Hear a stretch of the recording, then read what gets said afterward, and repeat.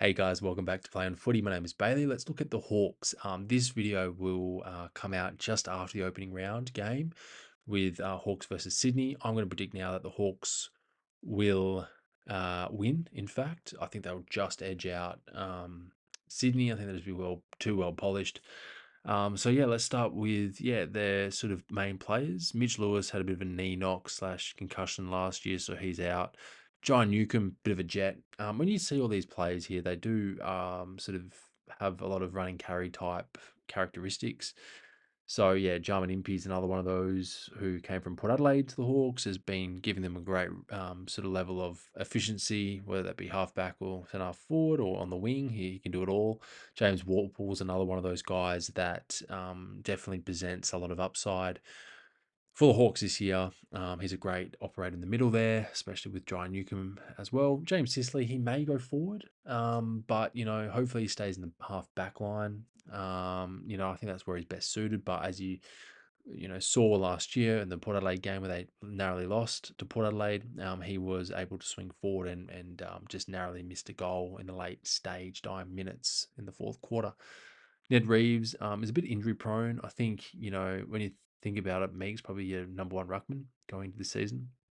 Sam Frost is another one of those backmen that I don't really know what's going to happen with him now that Battle and Barras have come into the team, which has definitely added a much needed help for the Hawks.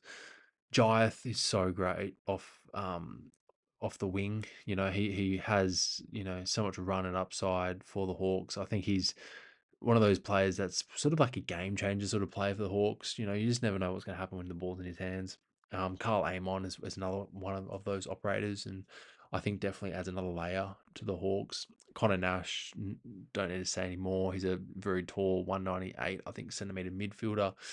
But obviously has his Gaelic origins, so he's very adaptable and very efficient with his ball movement. Will Day is another one who I think is going to be a bit of a dark horse in the game against Sydney. I think I'll be watching him very closely.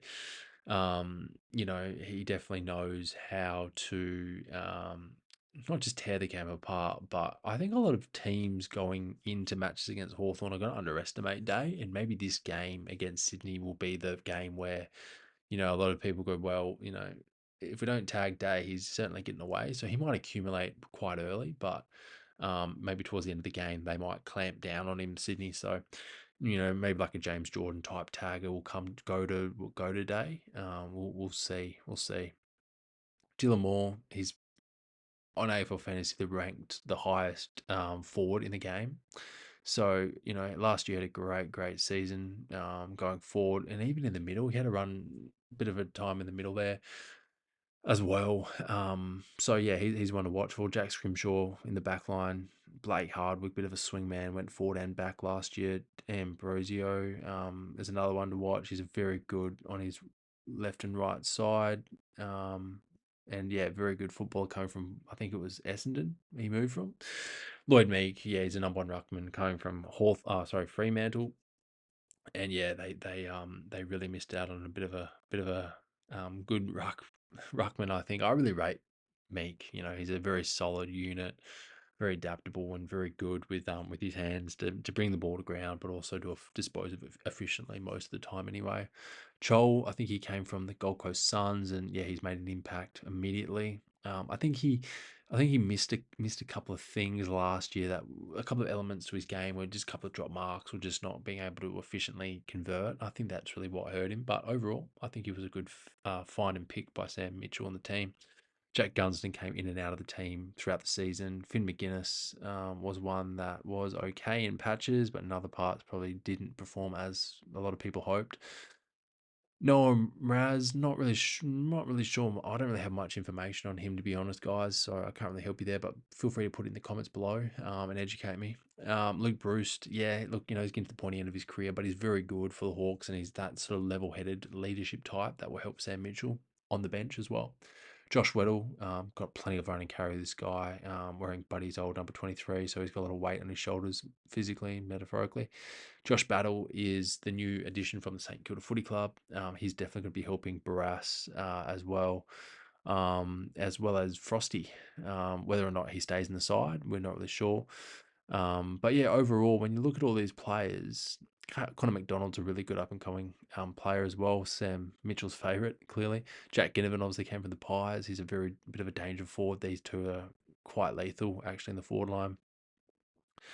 Cal Shadir is another one in the forward line. James Blank as a defender. And then here we go, Big Barras from Eagles, won the 2018 grand final with Sam Mitchell as his midfield coach, I think it was. But yeah, overall, these players, when you look at them, there's a lot of potential coming into season 2025.